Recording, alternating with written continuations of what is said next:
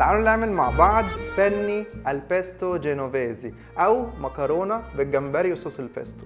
ازيكم احلى ناس في العالم، انا عمرو حلمي والنهارده جاي اعمل لكم وصفه هي معشوقه الجماهير. مين ما بيحبش الباستا بالبيستو؟ النهارده جاي اعمل لكم بني بالبيستو بالجمبري كمان، حاجه خطيره. هستخدم فيها النهارده الباستا بتاعه سيتشيليانو وهي براند مصري بس وصفه ايطاليه. يلا اقول لكم المكونات. جمبري متقشر ومتنضف ومتبل ملح وفلفل، جبنه بارميجانو ريجيانو اللي هي بارميزان، صنوبر ولو ما فيش عين جمل، توم، اوراق ريحان، زيت زيتون وملح. يلا بينا دلوقتي اوريكم اول خطوه اللي هي ايه. هنعمل الصوص الاول، بعد كده هنيجي نسلق المكرونه. في الكبه هنحط الصنوبر، احط فصين توم وهضربهم، هنزل عليهم الريحان وبعد كده هضربه ضرب متقطع.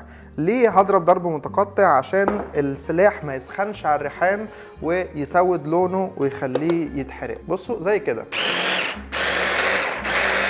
وهبتدي احط الجبنه، زيت الزيتون هنزله بقى بالتدريج، كل شويه افتح وانزل زيت زيتون واقفل تاني، وبرده ضرب متقطع. في الحته دي انزل شويه ملح مش كتير لان في جبنه بارميجانو بيكورينو لو عندكم. الزيت هنا بنستعمله كماده استحلابيه عشان يعمل لنا صوص قوامه يجنن. بصوا مع اللف الصوص بيربط. بصوا بقى صوص البيستو اللي يجنن خلص. عملنا ايه؟ احنا عملنا حاجه سهله جدا. البيستو الاصلي بيتعمل في الهون، بس طبعا بياخد وقت كبير جدا والدنيا بتبقى صعبه، فسهل نعمله في الكبه.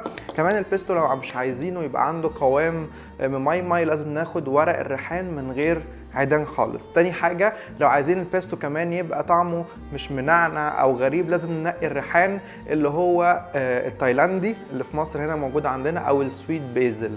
فده ريحان قريب للريحان الجينوفيزي اللي من مدينه جنوفا في ايطاليا. مش هطول عليكم، يلا دلوقتي نسلق الباستا ونشوح الجمبري. في ميه مملحه هسلق الباستا الباني بتاعت سيتشيليانو.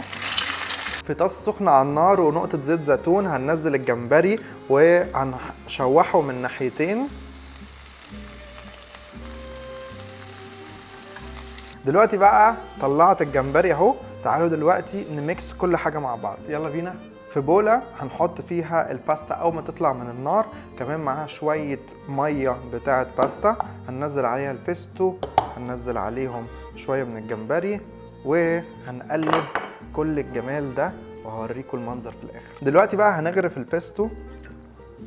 بصوا الحلاوه، مش قادر اقول لكم الريحه عامله ازاي. الريحان معبق في البيت كله، وبجد الوصفه دي احلى من بيستو المطاعم اللي بالكريمه ده.